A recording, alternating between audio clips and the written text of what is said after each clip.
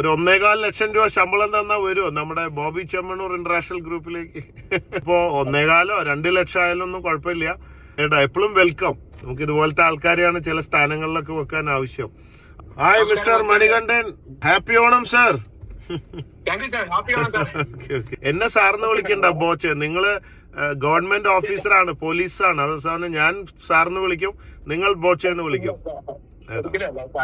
ഞാന് പത്രത്തില് കണ്ടിരുന്നു, കോയമ്പത്തൂര് റെയിൽവേ സ്റ്റേഷൻ പ്ലാറ്റ്ഫോമിൽ നിന്ന് 50 പവൻ സ്വർണം ഒരു ബാഗ് കളഞ്ഞു കിട്ടിയിട്ട് അത് അതിന്റെ ഓണറെ ഏൽപ്പിച്ചു എന്നൊക്കെ പറഞ്ഞ് കണ്ടു കേട്ടപ്പോ, അതും മലയാളി പാലക്കാട്ടുകാരൻ എന്ന് പറഞ്ഞപ്പോ ഭയങ്കര സന്തോഷം തോന്നി. അമ്മയ്ക്കും കൂടി ഒന്ന് കാണിച്ചു കൊടുക്കട്ടെ. വിളിക്ക്.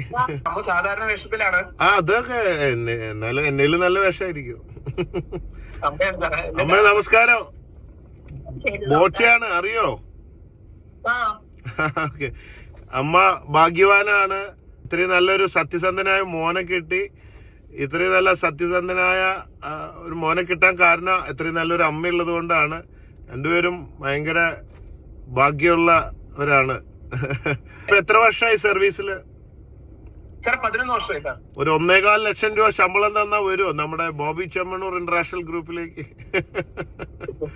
ആലോചിച്ച് നോക്കൂ ഏട്ടാ. എപ്പോഴും വെൽക്കം. നമുക്ക് ഇതുപോലത്തെ ആൾക്കാരെയാണ് ചില സ്ഥാനങ്ങളിലൊക്കെ വെക്കാൻ ആവശ്യം.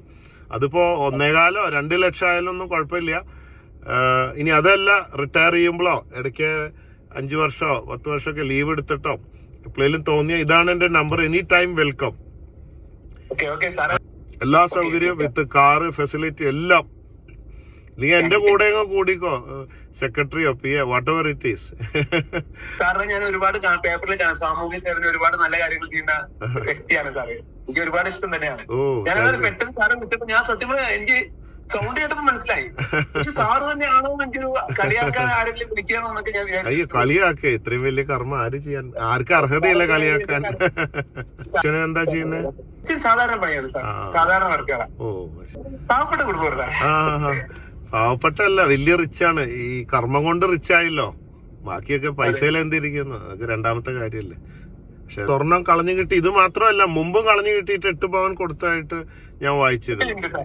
ആ സത്യസന്ധത കീപ്പ് ചെയ്തോളൂ, മരണം വരെ മുറുകെ പിടിച്ചോളൂ. അതൊരു ക്വാളിറ്റിയാണ്, എല്ലാവർക്കും ഇഷ്ടപ്പെടുന്നതാണ്. ഈ കാലത്ത് അന്യം വന്നുകൊണ്ടിരിക്കുന്ന ഒരു സാധനമാണ്.